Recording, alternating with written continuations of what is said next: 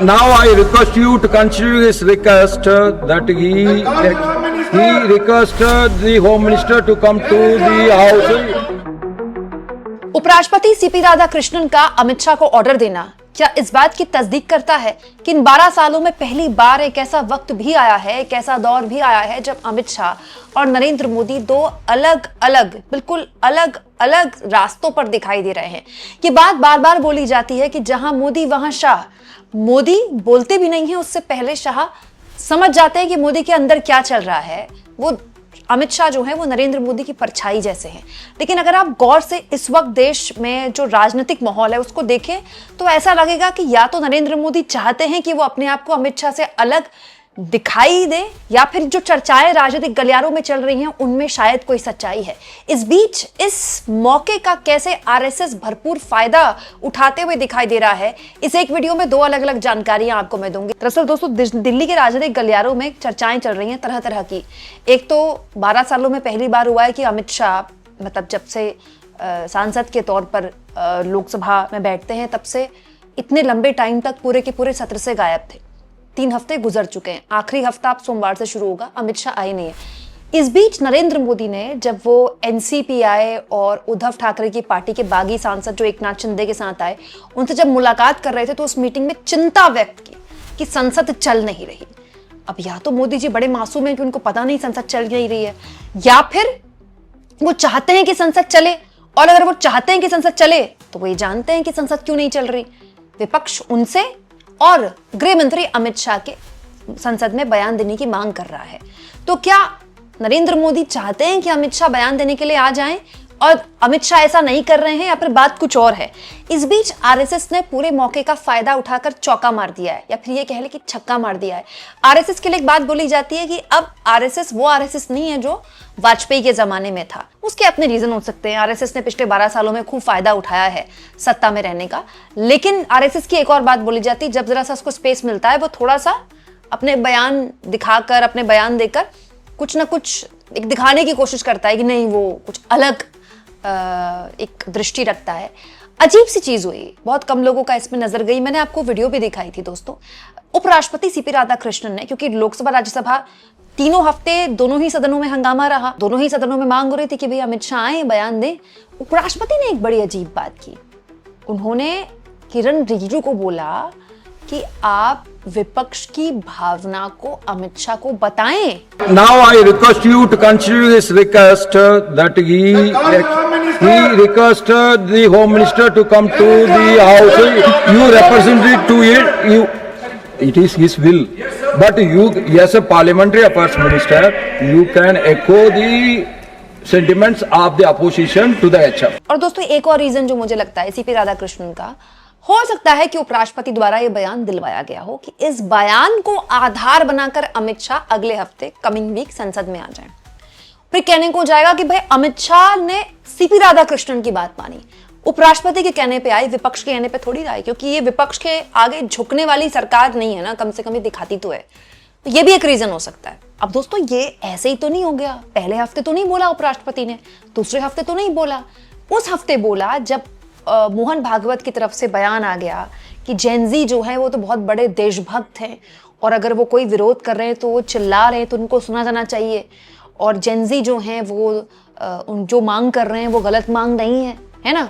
तो ये सब कुछ देखिए आप, अगर कड़ी से कड़ी मिलाएं तो समझ में आता है कि आरएसएस जो है इस स्पेस में पूरा फायदा उठाना चाहता है। आरएसएस हमेशा ही करता है, हालांकि आरएसएस बहुत कुछ करता है, उसके 100 मुंह हैं। आरएसएस का एक नेता बोलते हैं कि जेनजी जो है वो राष्ट्र विरोधी हैं, जंतर मंतर में संविधान विरोधी लोग जुटे हुए थे।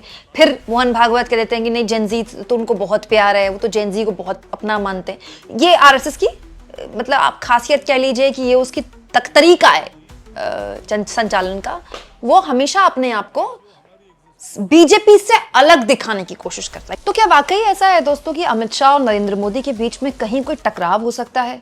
अब दोस्तों, ये तो दोस्तों राजनीतिक विश्लेषक तो कुछ ना कुछ कह रहे होंगे, तो कोई ना कोई रीजन की वजह से ही है। पर दोस्तों, जितना मैं सत्ता के शीर्ष की राजनीति को देखती हूँ, समझ रही हूँ पिछले 18 सालों से, देखिए जब आप टॉप पर चले जाते हैं ना, टॉपेस्ट, भाई इस देश में नरेंद्र मोदी और अमित शाह से ताकतवर तो कोई नहीं है, कोई भी नहीं है ना। तो आप अपने लेवल पर आपको सबको अपनी देखो, राजनीति में बहुत बेसिक सी चीज है, आप अपने लिए काम करते हैं, ठीक है, कोई किसी के कितने भी करीब हो। नरेंद्र मोदी जानते थे, नरेंद्र मोदी ने तब तक धर्मेंद्र प्रधान का इस्तीफा नहीं लिया जब तक उनको ये समझ में नहीं आ गया कि ये बात अब उन तक आ गई है। जंतर मंतर में नरेंद्र मोदी के इस्तीफे के नारे लगने लगे थे, बात धर्मेंद्र प्रधान से निकलकर मोदी तक आ गई थी, राइट। तो इसीलिए जो इस्तीफा नहीं हो रहा था हफ्तों से, वो इस्तीफा अचानक से हो गया, घंटों के अंदर, मिनटों के अंदर। लेकिन ये कहना कि नरेंद्र मोदी अमित शाह से कह नहीं पा रहे हैं कि आप चले जाइए संसद में, आप बयान दे दीजिए, दोनों के बीच में इतनी दूरियां आ गई हैं, मैं नहीं मानती इसको। क्योंकि नरेंद्र मोदी ये भी जानते हैं कि अगर अमित शाह ने बयान दे दिया तो वो क्या बयान देंगे भाई, फिर तो आपको बताना पड़ेगा कि 20 तारीख को जो कुछ भी हुआ है, ऐसा तो है नहीं कि इसमें आप पिक एंड चूज कर सकें, आपको बताना पड़ेगा ना लाठीचार्ज क्यों हुआ, वहां पर बिना वर्दी के लोग कौन थे, पुलिस ने नेम प्लेट क्यों हटाई, टीयर गैस चला कैसे दिया आपने, और पैलेट गन आपने कैसे चला दी, फिर पटना में AK-47 कैसे निकल गई, ये सब आपको बताना पड़ेगा ना। फिर आपको ये भी बताना पड़ेगा कि IT सेल के जो गुर्गे हैं वो लड़कियों को क्यों परेशान कर रहे हैं, उनको क्यों गाली गलौज की जा रही है। लड़कियों के साथ जो दिल्ली पुलिस ने किया है वो तो इतिहास में काले अक्षरों में लिखा जाएगा, हमेशा के लिए दर्ज हो गया, उसको कभी नहीं भूला जा सकता। तो फिर यहां पर फंस जाएगी सरकार, और फिर वही होगा जो प्रधान के साथ हुआ, फिर अमित शाह तक बात नहीं आएगी, फिर नरेंद्र मोदी तक बात आएगी, क्योंकि सब जानते हैं कि नरेंद्र मोदी और अमित शाह एक ही सिक्के के दो पहलू हैं। तो ये थ्योरी मैं नहीं मानती इसको कि नरेंद्र मोदी अमित शाह के बीच में कोई टकराव है। हाँ, नरेंद्र मोदी ये दिखाकर कि हमें बड़ी चिंता है, संसद नहीं चल रही है, अपने आप वही काम कर रहे हैं जो भागवत कर रहे हैं कि अरे जेनजी तो बहुत देशभक्त हैं, ठीक है। एक टाइम पे आप उनको गटर जनरेशन बोलिए, पंचर बनाने वाला बोलिए, एंटी नेशनल बोलिए, एक टाइम पे आप उनको सहला दीजिए। वैसे ही मोदी जी जो है अपना हेलो फ्रेंड्स वाली वीडियो पर उनका जारी है, और इधर वो दीक्षांत समारोह में भी बोल रहे हैं IIT के, इधर वो चिंता भी व्यक्त करे रे संसद नहीं चल रही तो बहुत गलत हो रहा है, जबकि वो सब जानते हैं कि ये सब कुछ क्यों हो रहा है, बिना उनकी परमिशन के पत्ता भी नहीं हिलता, वो ये जानते हैं। बस यहाँ पर कैलकुलेशन मिस्टेक जो सरकार से हुई कि ना तो सरकार को ये बिल्कुल इसका अंदाजा था कि धर्मेंद्र प्रधान से निकलकर बात मोदी तक आ जाएगी, और ना ही सरकार को यह अंदाजा था कि अमित शाह से निकलकर बात उन तक आ जाएगी। दोनों जानते हैं, अमित शाह और नरेंद्र मोदी दोनों जानते हैं कि यह बात अमित शाह के बयान तक खत्म नहीं होगी। इनफैक्ट ये बात अब आगे भी खत्म नहीं होगी। जो कुछ भी हो गया ना, एक तो 20 जुलाई का एपिसोड, उसके बाद सरकार ने इसमें इतना मिसहैंडल किया है, मतलब उसके जो एलिमेंट्स हैं, अलग अलग तरह की बातें बोल रहे हैं, फिर संसद में अमित शाह का ना आना, लिखित बयान भी वो पढ़ने के लिए नहीं आए, तो ये मतलब ऐसी चीज है जिसको बुलाया नहीं जा सकता। एक और बात मैं आपको बताऊं, बीजेपी वालों की दिक्कत क्या हो गई, वो हर चीज को इलेक्टोरली हैंडल करते हैं। हम तो चुनाव जीत जाएंगे, हम तो चुनाव जीत जाते हैं। चुनाव आदमी किसी एक आंदोलन की वजह से नहीं हारता, बिल्कुल सही बात है, लेकिन चुनाव आदमी बाद में हारता है, परसेप्शन पहले हारता है। मनमोहन सिंह 2014 में इलेक्टोरली हारे, वो चुनावी हार थी। 2012 से वो नैरेटिव हार रहे थे, वो चाहे वो अन्ना आंदोलन हो, फिर वो बाबा रामदेव का आंदोलन हो, फिर वो अलग अलग तरह के स्कैम्स की खबरें हो। हालांकि उन स्कैम्स का क्या बाद में हाल हुआ आप देख ही रहे हैं, कोयला वाला मामला ही खत्म हो गया पूरा, लेकिन वो लगातार पहले नैरेटिव हार रहे थे, फिर वो सीधा सीधा चुनाव हारे। अभी जो ये हो रहा है ना नरेंद्र मोदी सरकार के साथ, वो नैरेटिव में हार रहे हैं, और उनकी जितने भी मतलब आप समझ लीजिए जो भी कुछ उसकी ताकतें थी, गटर मीडिया, उसका IT सेल, सब बेकार है। अभी जो कुछ भी नरेंद्र मोदी कैटर कर रहे हैं, उनकी पूरी बीजेपी कैटर कर रही है ना, वो दरअसल अपने व्हाट्सएप वाले अंकलों को ही कैटर कर रहे हैं। आज भी ऐसा नहीं है कि मोदी जी ने हेलो फ्रेंड्स वाली वीडियो बनाकर कुछ नाराज जेनजीज को मना लिया हो, नहीं, वो अभी भी जो बयान दे रहे हैं कि कल्चरल शॉक होता है, लड़कियां ऐसी गालियां दे रही हैं, राइट, तो वो अपने उसी कॉन्स्टिट्यूएंसी को कैटर कर रहे हैं कि देखो बताओ लड़कियां गाली दे रही है।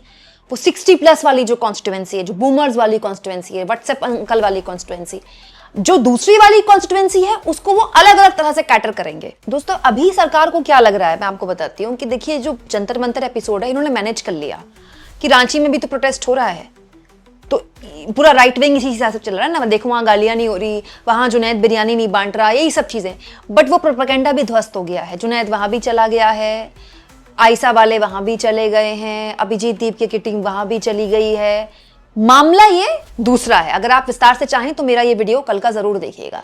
लेकिन दिलचस्प ये है कि इस पूरे एपिसोड में जो फ्रैक्शंस है ना, ये संघ परिवार के अंदर के, बीजेपी के अंदर के, साफ दिखाई दे रहे हैं। और ये भी दिखाई दे रहा है कि जब संकट आता है तो बड़े से बड़ा नेता, उसकी कोई कितनी भी बड़ी परछाई हो, वो इंडिविजुअली उसको हैंडल करने के लिए पूरा मामला देता है। वो पूरी तरह से उसके संरक्षण में आता दिखाई नहीं देता है। इससे एक और चीज और पता चलती है कि क्राइसिस लाइक सिचुएशन में, जैसा कि पिछले 12 सालों में देखा गया, मोदी हमेशा गायब हो जाते हैं, बयान ही नहीं देते।